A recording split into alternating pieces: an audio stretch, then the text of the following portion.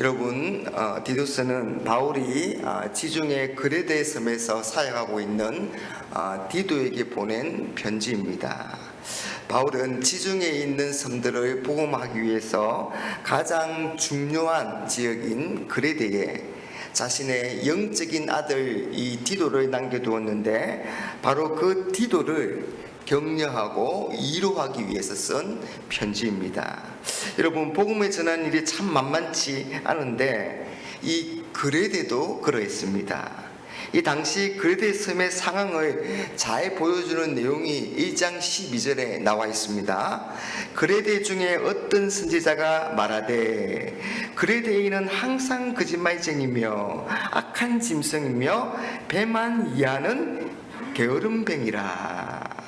여러분, 그레데에 있는 사람들의 특징이 되게 게으르고 거짓을 밤묻듯 말하며 자신의 욕심만을 채우는 마치 짐승과 같은 사람들이다, 그렇게 말합니다. 여러분, 이런 곳에서 복음을 전하고 있으니 얼마나 힘이 되겠습니까? 그래서 그런 디도를 위로하고 격려하기 위해 편지를 쓴 겁니다. 자, 그러면 바울은 무엇으로 디도를 위로하고 격려하고 있을까요? 그건 바로 디도가 전하고 있는 복음입니다.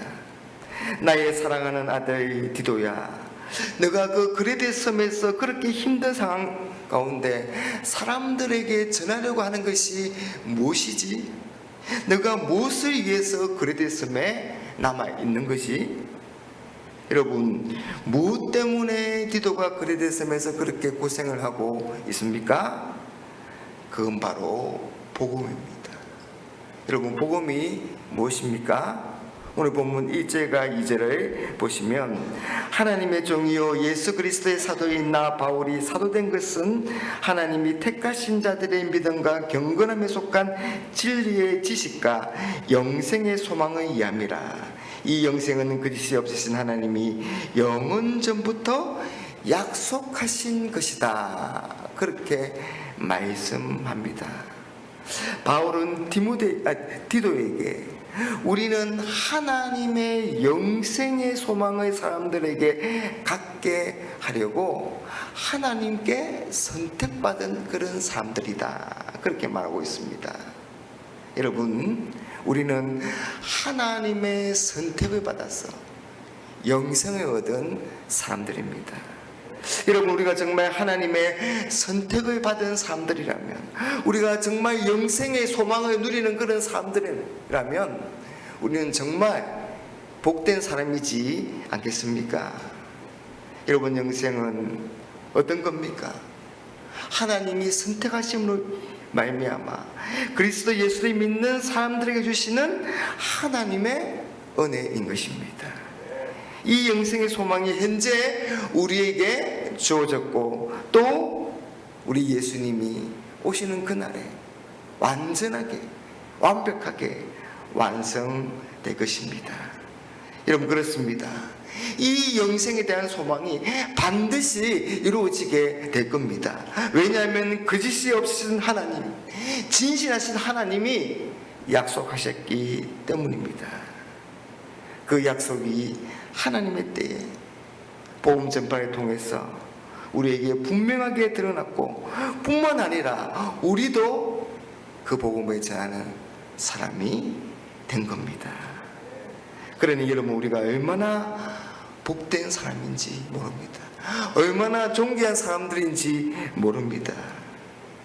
여러분, 우리가 전하는 이 복음 얼마나 위대하고 얼마나 가치 있고 얼마나 보람된 일이겠습니까? 여러분, 그래서 천사도 이 일을 흠모한다, 그렇게 말하지 않습니까? 여러분, 하나님이 이 일을 위해서 우리 교회를 세우시고 또 계속해서 선택된 자들을 불러 모시는 것입니다. 어제 우리가 올 한 해 우리 교회 표를 우리가 받게 되었는데, 그럼 그게 하나님의 비전이지 않습니까? 그런 사람들이 함께 모여서 하나님을 예배하는 그런 하나님의 비전이 우리 교회를 통해서 아름답게 이루어져 가기를 주님의 이름으로 축복합니다. 오늘 그래서 오늘 바울은 디도에게 너가 해야 될 그런 많은 일 중에 참 중요한 일이 있는데 그건 바로 교회의 지도자를 세우는 일이다. 교회의 일꾼을 세우는 일이다. 왜냐하면 그 하나님의 비전을 이 교회의 지도자들과 일꾼들이 해나가기 때문입니다. 자, 그러면 교회 지도자의 자격은 무엇일까요? 오늘 6절 말씀해 보니까 책망할 것이 없다. 한 아내의 남편이며 방탕하다는 비난을 받거나 불순종한 일이 없는 그런 또 믿는 자녀를 둔 자라야 할지니라. 여러분, 여기서 가장 중요한 것이 뭐냐면 책망할 것이 없다는 겁니다. 그래서 뒤에 나오는 그런 세부적인 모든 것들은 다 이 책망할 것이 없다에 다 걸립니다. 그래서 비난받을 일이 없는 사람, 흠잡을 일이 없는 사람이 교회의 지도자가 되고 교회의 일꾼이 되어야 합니다. 여러분, 다른 사람들과 같이 똑같이 욕먹고 비난받고 인간이니까 어쩔 수 없다고 하는 그런 하향 평준화가 아니라, 여러분, 지도자들은, 교회의 일꾼들은, 직분자들은 여러분 다른 사람들과는 달라야 하는 것입니다. 여러분, 이런 지도자들과 여러분 이런 교회 일꾼의 기준을 한마디로 말하면 바로 경건입니다. 특히 이 상의 삶이 얼마나 모범적이냐를 잘 보고 세워야 한다, 그렇게 말씀합니다. 한 아내를 두고 성적으로 깨끗하고 성실하고 신실한 남편이 되어야 하는 겁니다. 그리고 자녀들에 대해서도 믿음으로 반듯하게 양육해야 합니다. 이런, 그래서 지도자를 세울 때 이 지도자 당사자도 여러분 인터뷰를 그렇게 해야 되겠지만, 이 배우자나 자녀들, 특히 주위에 있는 사람들을 불러서 인터뷰를 할 필요도 있다고 생각합니다. 과연 당신의 남편이 지도자가 되어도 되겠습니까? 과연 여러분의 아버지가 지도자가 되어도 되겠습니까? 그렇게 물어봐야 합니다. 그리고 여러분 7절 이하를 보시면 이 교회의 지도자가 하나님의 청직이라고 말하고 있는데, 여기에 등장하는 단어도 역시 책망할 것이 없다, 그렇게 말합니다. 감독은 하나님의 청지기로서 책망할 것이 없고, 그렇게 말하면서 술에 즐기지 아니하고 가족이나 주변 사람들에게 분을 내지 않고 폭력을 행하지 않고 고집을 부리지 않아야 한다. 또한 나그네를 잘 대접하고 선행을 좋아해야 하는 사람이어야 한다. 여러분, 교회의 지도자는 하나님의 청직입니다. 여러분, 종입니다. 그래서 고집이나 분냄이나 음주나 이 구타 등의 행위, 이 당시 그레데 사람들, 또 귀족이라는 그런 사람들에게서 쉽게 찾아볼 수 있는 그런 특성이었는데요. 그러나 교회의 지도자는 주인이 아니라 종이 되어야 하기 때문에 이런 행동을 하지 않는 그런 사람이어야 한다, 그렇게 말하고 있습니다. 여러분, 교회의 지도자는 무엇보다도 인격이 성숙하고 말씀을 잘 지키는 사람입니다. 그래서 가정생활뿐만 아니라 다른 사람들과의 관계에서도 책망할 것이 없고 존경받는, 인정받는 그런 사람이어야 한다는 것입니다. 여러분, 이게 교회의 지도자와 교회의 일꾼의 그런 기준이 되는 겁니다.